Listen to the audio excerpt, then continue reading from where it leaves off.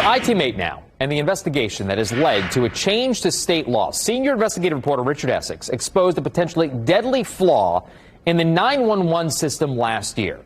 Now the state is taking action, and a grateful Indiana family wanted Richard with them as it happened.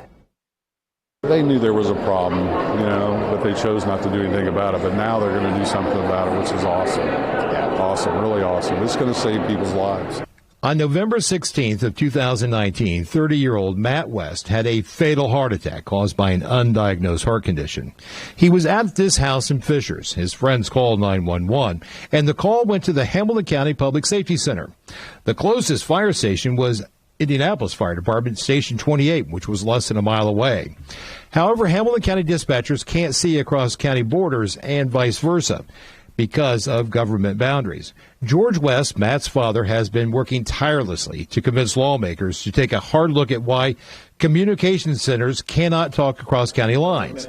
This morning, Governor Holcomb ceremoniously signed legislation to put $14 million towards finding a solution. I think this is going to be a work in progress, but getting this started and moving forward with it, absolutely. We're elated. In many ways, technology has made the problem worse. The companies that make dispatch computer systems use proprietary software and aren't necessarily keen on sharing trade secrets. This legislation creates a central database to protect proprietary software while creating a way for 911 centers to talk to each other. Because this is something that's really important. We've got a chance to do something that's going to affect the citizens of Indiana across the state.